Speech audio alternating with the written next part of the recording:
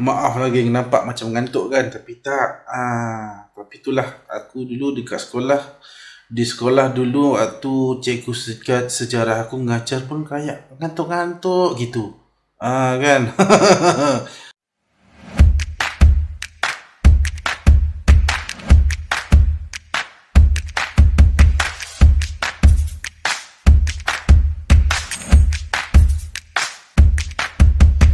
Assalamualaikum geng, welcome back to my channel. Selamat kembali lagi kalian ke channel aku, channel Lady Zainuri TV.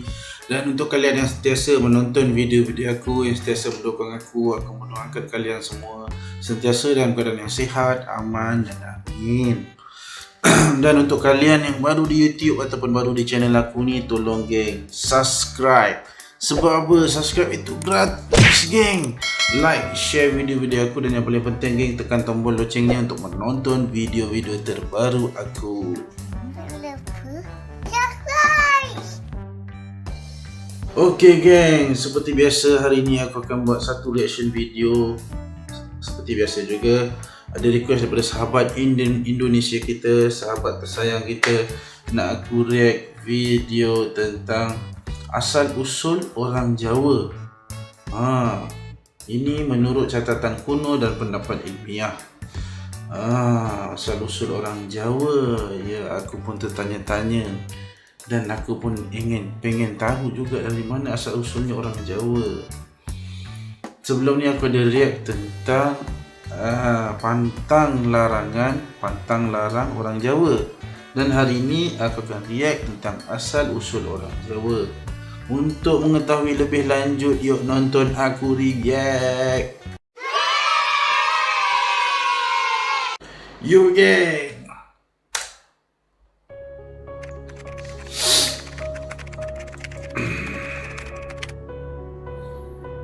Pegawai jalanan, subscribe geng. Pegawai jalanan, support YouTubers kita.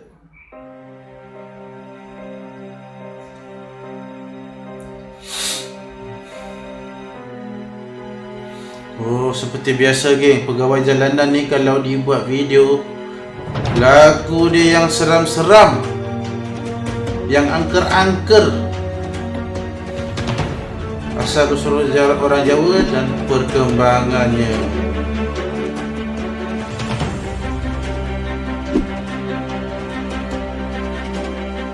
Sebagai orang Indonesia, khususnya orang Jawa atau suku Jawa, harus tahu tentang asal-usul orang Jawa atau suku Jawa ini. Kita tahu, suku Jawa adalah suku bangsa terbesar yang ada di Indonesia dengan jumlah sekitar 120 juta jiwa atau sekitar 45% populasi manusia di Nusantara ini. Bukan hanya tinggal di Pulau Jawa, orang-orang dari suku ini juga menyebar ke seluruh pelosok negeri ini, terutama setelah dilakukannya program transmigrasi oleh pemerintahan Orde Baru pada 4 Dasawarsa silam.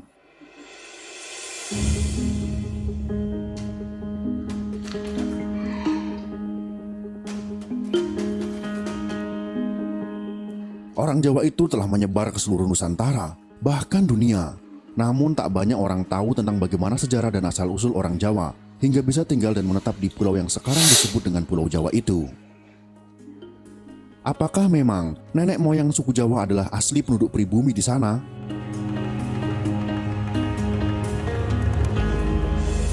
Ataukah mereka berasal dari belahan bumi lain yang datang dan menjadi pendatang?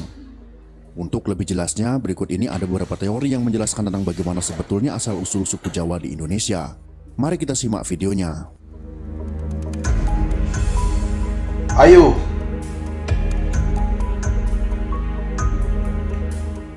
Menurut Babat Tanah Jawa. Babat. Okey geng, babat ni apa geng? Tolong komen geng, aku tak tahu babat ni apa geng. Arkeolog.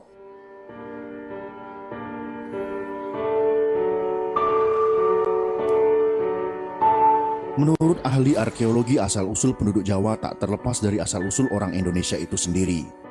Para arkeolog yakin bahwa nenek moyang suku Jawa berasal dari penduduk pribumi. Hal ini diperkuat dengan ditemukannya fosil manusia purba Pithecanthropus erectus dan juga Homo erectus. Eugene Du Bois, yang merupakan seorang ahli anatomi yang berasal dari Belanda, menemukan sebuah fosil Homo erectus. Penemuan tersebut bertempat di Trinil pada tahun 1891. Fosil Homo erectus tersebut lebih dikenal dengan sebutan manusia Jawa.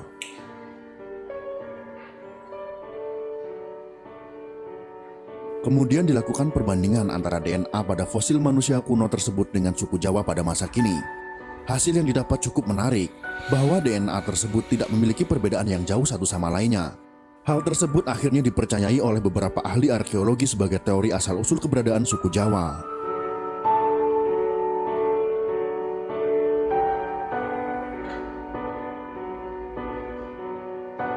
Menurut sejarawan, Suspend geng, music ni suspend. berbeda dengan pendapat para arkeolog, para sejarawan justru meyakini jika asal-usul orang Jawa atau suku Jawa berasal dari orang-orang Yunan, Cina masa lalu yang melakukan pengembaraan ke seluruh wilayah Nusantara. Pendapat ini sangat terkait erat dengan teori asal-usul nenek moyang bangsa Indonesia dan memiliki cukup banyak bukti kuat. Para sejarawan memiliki pendapat berbeda dengan asal-usul suku Jawa. Von Hein Galdern menyebutkan bahwa telah terjadi migrasi penduduk dari daerah Tiongkok bagian selatan atau biasa disebut Yunan di Kepulauan Nusantara.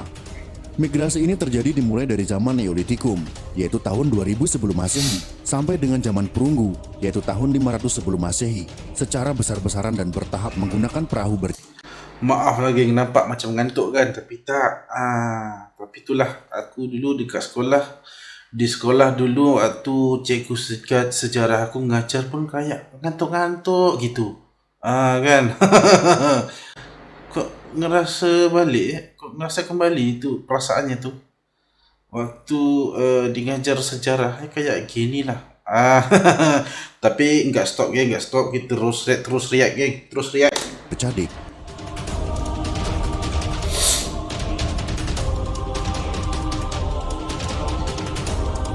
Menurut Dr. Hakern, yang mengungkapkan penelitiannya pada tahun 1899, menyebutkan bahwa bahasa daerah di Indonesia mirip satu sama lainnya. Kemudian ia menarik kesimpulan jika bahasa tersebut berasal dari akar rumpun yang sama, yaitu rumpun Austronisia. Hal inilah yang menguatkan Galdern tentang teorinya mengenai asal-usul suku Jawa dan bangsa Indonesia.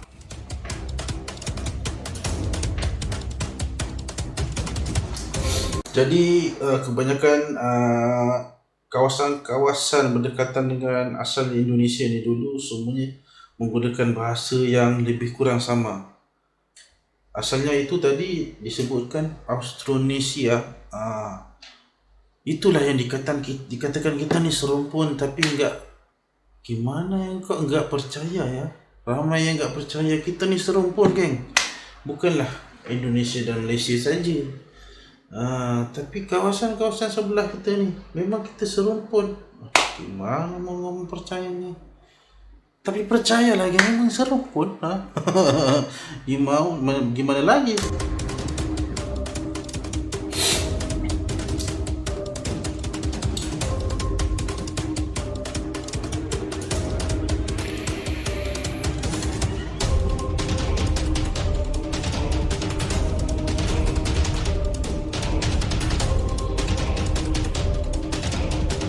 Semua ni adalah artifak-artifak lama yang ditinggalkan kerajaan-kerajaan dulu. Menurut tulisan kuno India, Tulisan kuno. Muzik je. ada sebuah tulisan kuno yang berasal dari India yang menyebut jika beberapa pulau di Nusantara termasuk juga Nusa Kendang, sebutan Pulau Jawa pada masa itu, adalah tanah yang menyatu dengan daratan Asia dan Australia. Pulau Jawa dan beberapa pulau lainnya kemudian terpisah oleh meningkatnya permukaan air laut dalam jangka waktu yang lama. Adapun dalam tulisan tersebut, disebutkan pula bahwa seorang pengembara yang bernama Aji Saka adalah orang yang pertama kali menginjakkan kaki di daratan Jawa ini. Ia menetap di sana bersama beberapa orang pengawalnya dan menjadikan mereka sebagai nenek moyang orang dari suku Jawa.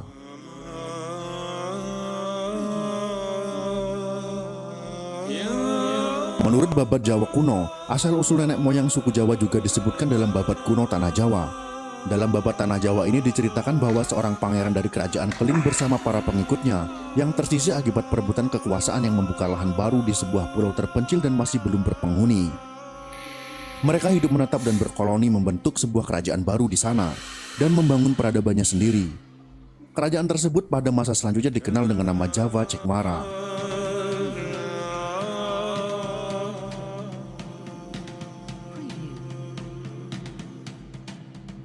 Menurut surat kuno Keraton Malang, Keraton Malang, perkembangan suku Jawa.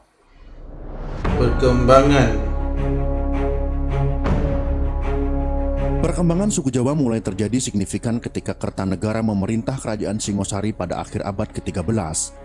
Raja yang senang memperluas wilayahnya ini melakukan beberapa ekspedisi besar seperti misalnya ke Madura, Bali, Kalimantan, dan yang paling penting adalah ke Pulau Sumatera.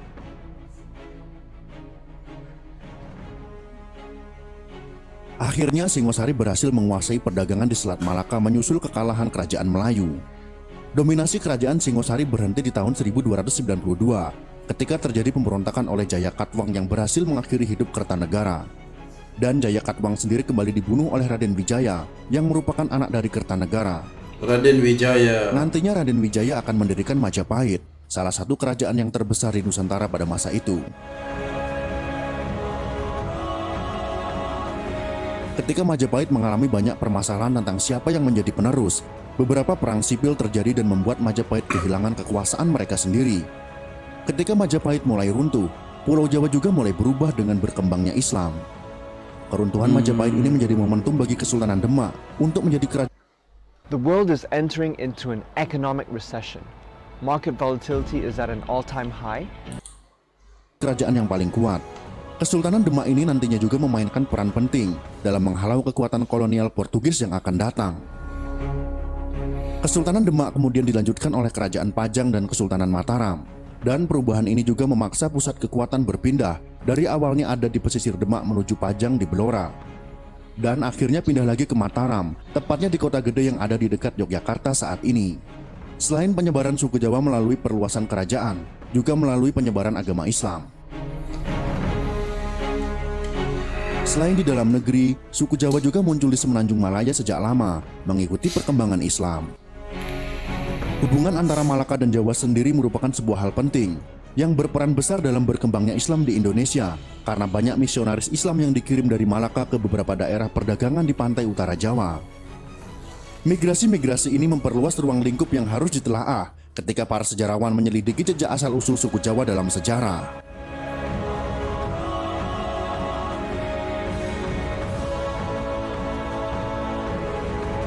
Itulah beberapa teori tentang asal-usul suku Jawa di Indonesia dan perkembangannya. Geng, video ni memang berat, geng, sangat berat. Stop it. Get some help. Terlalu banyak informasi yang aku dapat, terlalu banyak informasi yang aku dengar. Aduh, gimana ya?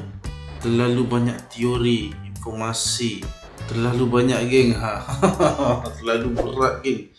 Reaction video aku kali ni terlalu berat. Nggak bisa pikir, aku nggak bisa pikir, jadi pusing terus nih. Gimana, geng?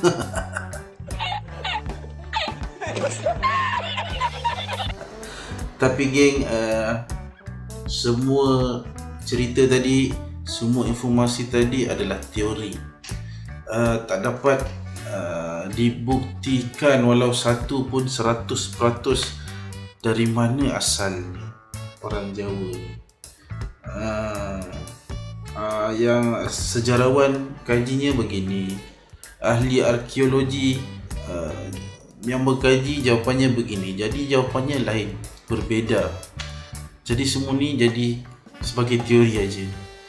Jadi terserah kalian gimana mau menerima dari mana asal usulnya orang Jawa ni kan. Tapi yang penting, geng, sebenarnya memang kita ni serumpun. Okay. Kawasan terdekat, kejiranan, tetangga kita semua ni memang serumpun. Itu boleh dikatakan logik. Memang kita ni serumpun daripada asal yang sama. Dan yang memisahkan kita adalah tanah, daerah, kawasan. negara. Itulah yang memisahkan kita. Lalu lama kelamaan ditukar menjadi negara, kenegaraan. Itu agak penting. Yang penting kita harus sama saling menghormati antara kita. Janganlah berantem benda-benda yang remeh. Janganlah diungkit perkara-perkara yang lama. Kita ni sebenarnya bersaudara pada asalnya, kan.